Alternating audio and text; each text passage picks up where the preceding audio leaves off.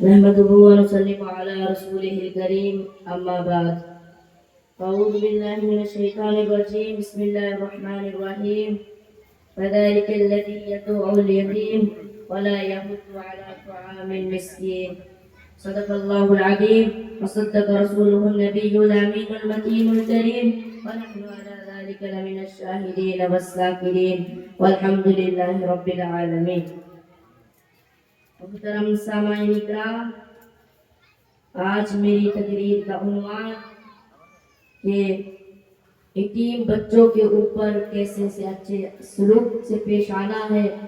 تو میں نے ابھی جس آیت کریمہ میں تلاوت کرنے کی شرف حاصل کی ہے، اس آیت کریمہ کے ترجمہ بتانے سے قبل بہتر اور مناسب سمجھتا ہوں کہ آقا نامدار جناب احمد مصطفیٰ محمد مصطفیٰ کے بارگاہ اقدس میں درد شریف کی ڈالی محبت کی تھالی میں سجا کے پیش کرے اور یوں پڑھ باواز بلند اللہم صلی علیہ اللہ.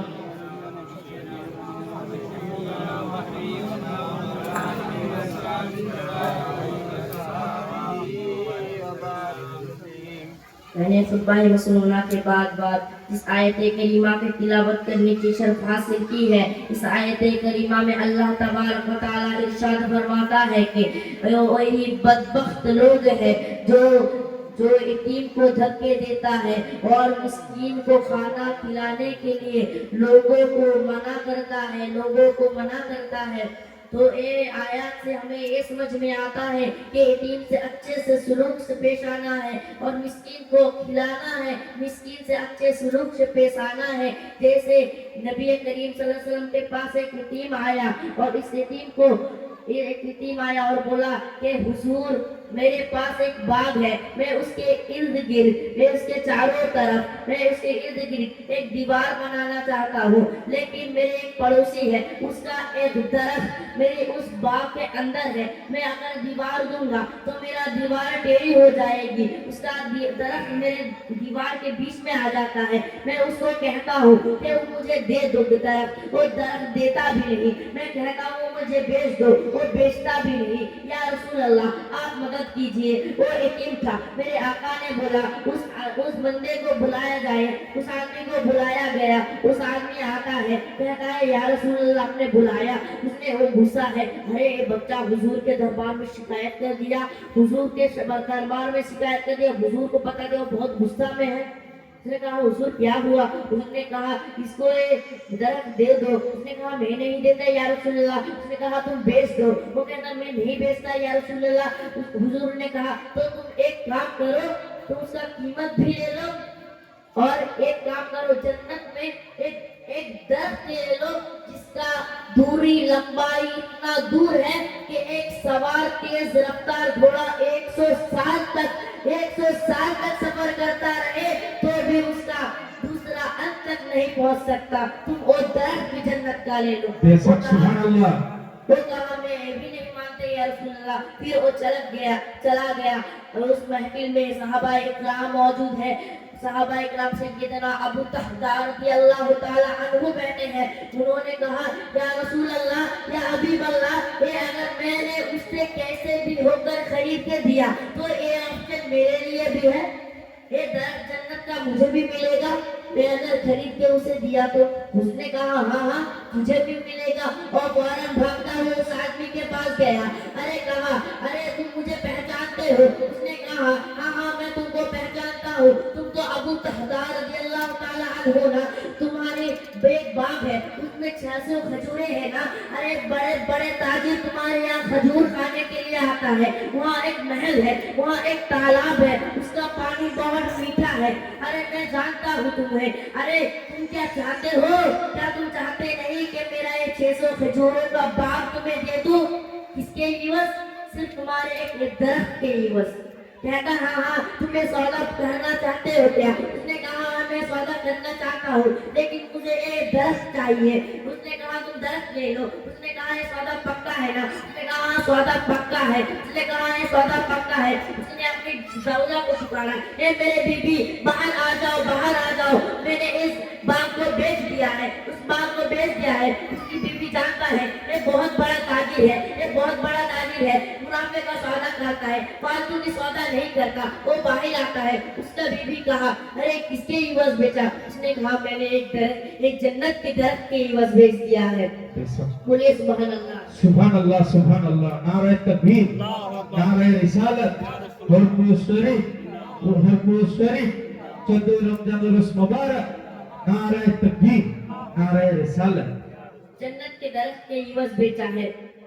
ارے دیکھیے کیا خوش نصیب بیوی ہے وہ، اگر آپ میں سے کسی کا بیوی ہوتا تو کہتا، آپ نے کہا کہ اے اللہ کے گھر میں ایک گھر دے دیا تو وہ کہتا ابھی تو نیا ٹی وی رکھا ہے، ارے الماری میں کچھ زیورات رکھے ہیں وہ بھی لے لینے دو، ارے کیا کمبخت انسان اپنے گھر کو اللہ کے راہ میں دے دیا، ارے کیا بیوی ہے دیکھیے، ارے پورا 600 کھجوروں کا باغ دے دیا اللہ کے راہ میں، پھر بھی کچھ نہیں بولا۔ کیا خوش نصیب بیوی ہے وہ، اپنے دو ننھا بیٹے کو پکڑتا ہے، کہتا ہے اب اس میں ہمارا کوئی حق نہیں ہے، اس کے حق میں کچھ کھجوریں رہ گئی تھی، اس کو پکڑ کے رکھ دیتا ہے باغ میں، اب اس میں ہمارا کوئی حق نہیں ہے۔ ایک ننھا بچہ اس کے منہ میں کچھ کھجوریں ہیں، اس کو نکال کے رکھ دیتا ہے، اب اس میں ہمارا کوئی حق نہیں ہے، اب جانے لگتا ہے، اب وہ آقا کے دربار میں حاضر ہوتا ہے، آقا سودا پکا ہے نا، آقا سودا پکا ہے نا، آقا کہیں خوش ہو جاتے ہیں، خوش ہو کے فرماتے ہیں کم من رزق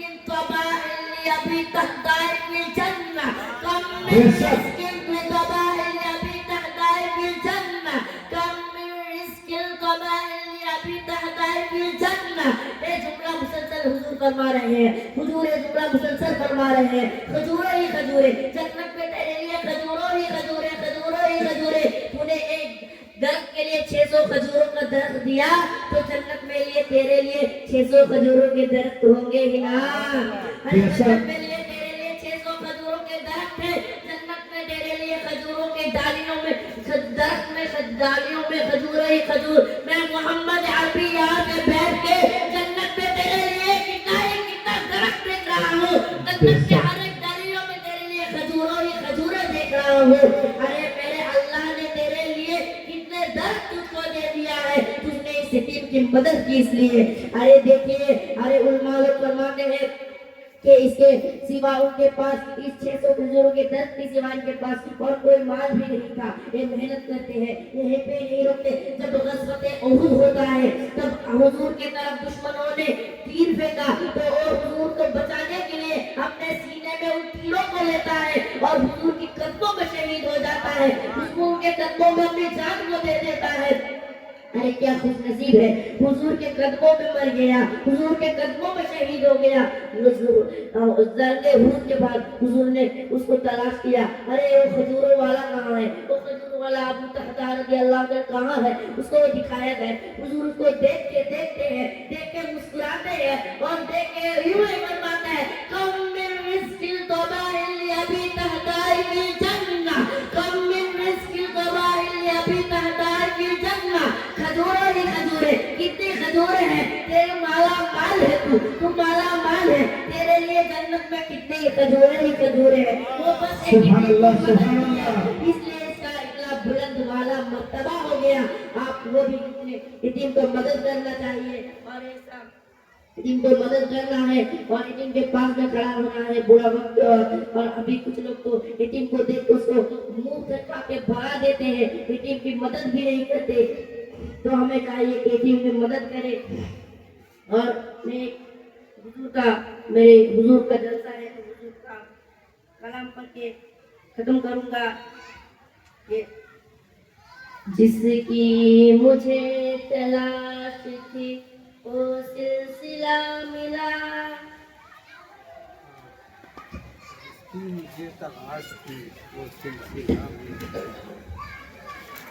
جس کی مجھے تلاش تھی وہ سلسلہ ملا، مرشد ملے، رسول ملے اور خدا ملا، ایسا نوازا پیر نے مجھ گنہگار کو، بام حرم یہاں سے وہاں تک کھلا ملا۔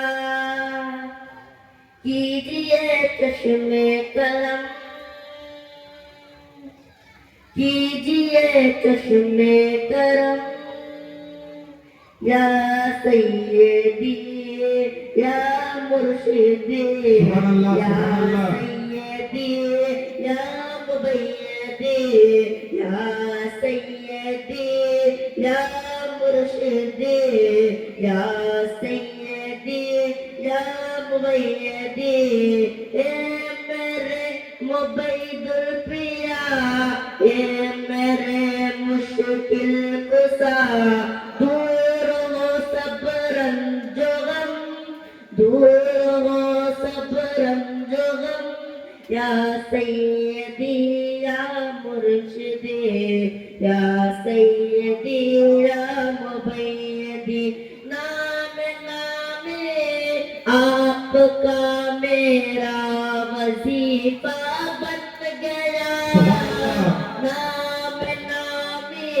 آپ کا میرا وظیفہ بن گیا ذکر ہے دم بدم ذکر ہے دم بدم یا سیدی یا مرشدی یا سیدی یا مبیدی آپ ہے ابن سید آپ ہے ابن سید حضرت سید مبید الاسلام اگل جلاہر پورے اگل جلاہر پورے یا سیدی یا مبیدی یا سیدی یا مبیدی اور ایک کلام ہے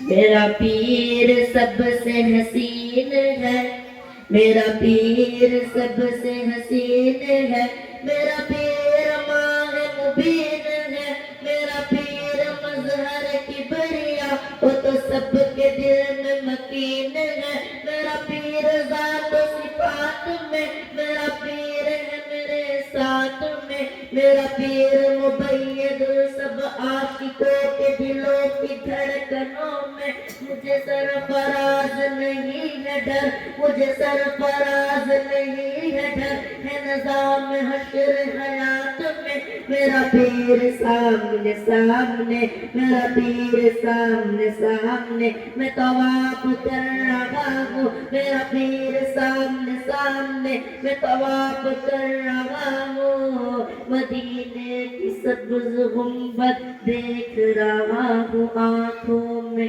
میرا پیر سامنے سامنے میں طواف کر رہا ہوں وآخر دعوانا الحمدللہ رب العالمین